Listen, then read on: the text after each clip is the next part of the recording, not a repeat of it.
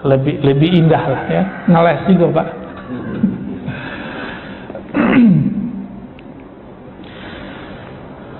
Jadi penuhi kalbumu dengan ilmu, penuhi kalbumu dengan nama Allah, maka nanti lidahmu akan lancar berbicara mengenai Allah, mengenai ilmu. Jadi nggak usah belajar latihan ini, latihan itu, nanti mengalir sendiri Pak, insya Allah mengalir sendiri. Untuk apa retorika bagus jika isinya kosong? Ya, untuk apa retorika dahsyat? Bismillahirrahmanirrahim. Alhamdulillahirabbil alamin. Untuk apa ngomong begitu? Kalau kemudian isinya kosong, cuma main-mainan di sini, di mulut, di suara yang bagus. Apakah Rasulullah dulu belajar retorika? Kan enggak. Rasulullah itu dipenuhi kalbunya dengan asma, dengan sifat Allah, dengan Al-Quran, wahyu Allah. Ketika beliau diperintahkan berdakwah, baru beliau berdakwah. Ya, kalau kita sekarang guru kita ijazahin kita, aku ijazahkan engkau, baru kita ngajar Pak. Kalau nggak berani juga kita ngajar.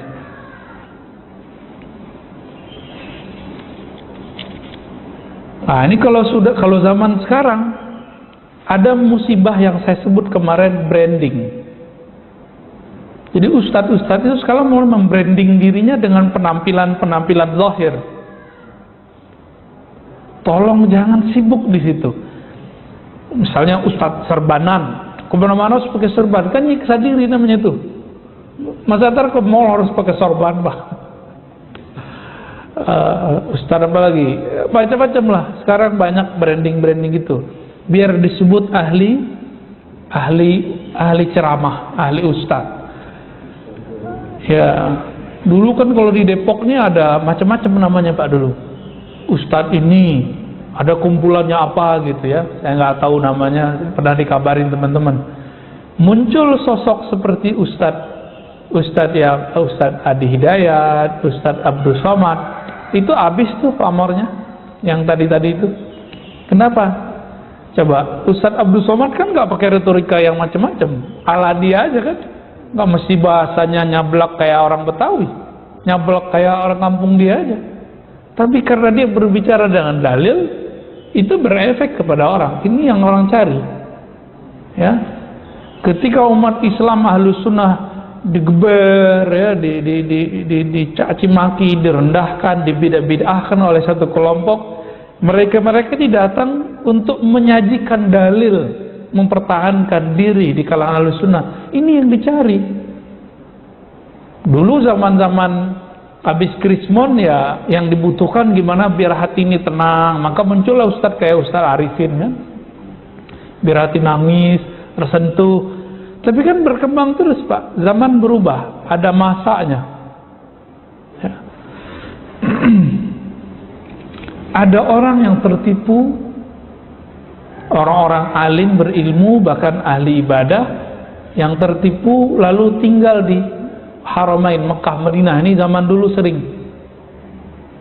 Biar nanti kalau sudah terjun ke masyarakat pulang kampung, di belakangnya boleh disebut Al-Mujawir di Mekah 7 sanawat, yang pernah tinggal di Mekah 7 tahun. Kalau ini dulu Pak, dulu. Kalau sekarang nyebut kampus. Oh, tamatan apa nih? Madinah, S1, S2, S3 Madinah misalnya, atau LC Madinah. LC Ciputan nggak laku Pak. Apalagi ini Cinere, wah nggak laku ya, kere udah. Tapi Bapak tunggu aja.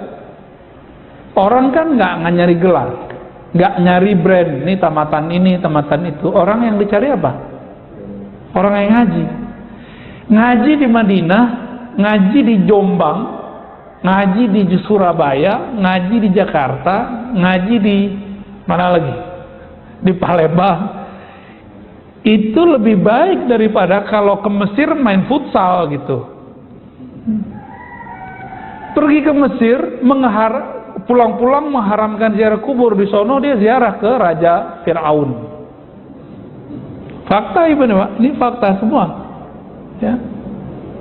Kita kaget-kaget, pulang-pulang dia mengharamkan ziarah kubur. Tapi di sana ada fotonya dulu, dia ziarah ke wali setan, Firaun. Waliullah dilarang sama dia. Ini kejadian-kejadian yang menggelikan lah menurut saya.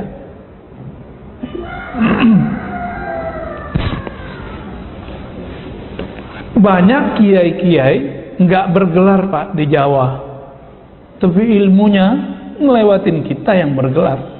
Benar nggak? Kenapa? Mereka ngaji. Jadi ilmu itu di mana aja yang penting ngaji. Ada gurunya, ada muridnya, ada kitabnya, ada mulazamahnya, ada konsekuensi dalam waktu, disiplin. Itu jadi mau di mana aja dia duduk. Maka muncullah sosok kayak Gus Baha, benar nggak? Ya, ngelewatin orang tamatan mana? Ya? Profesor doktor aja bingung sama dia kok dia bisa ngomong begitu. Mau apalagi yang mau kita sibukkan? Mau masih sibuk dengan branding itu? Udah kita nggak sibuk lagi dengan branding itu Pak.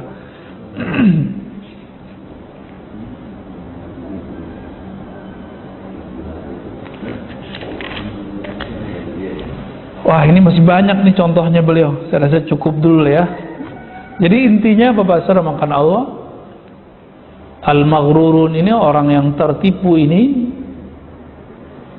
dia punya penyakit yang kita bahas kemarin, ujub, riya, takjub ke dirinya, riya, kibir, sombong.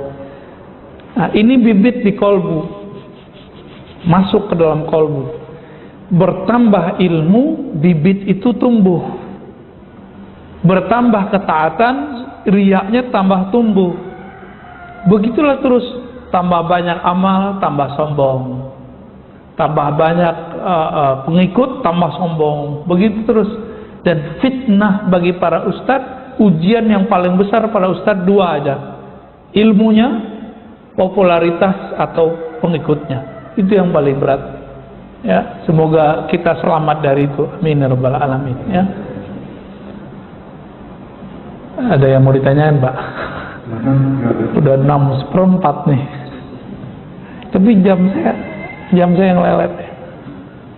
Ya. Gimana? Kenapa?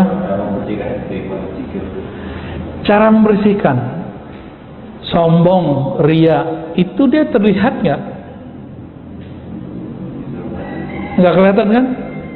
Ujub nggak kelihatan. Karena nggak kelihatan, dia nggak cukup dengan istighfar lisan. Dia perlu istighfar batin. Ya. Karena ada ungkapan likulli syai'in siqala wa siqalatul qalbi zikrullah. Setiap sesuatu ada pembersihnya. Pembersih kalbu zikrullah. Ya, kharur rizq ma yakhfi. Ini asar semua ya. Asarnya sahih. Sebaik-baik rezeki yang cukup. Wa khairuz zikr al-khafi. Sebaik-baik zikr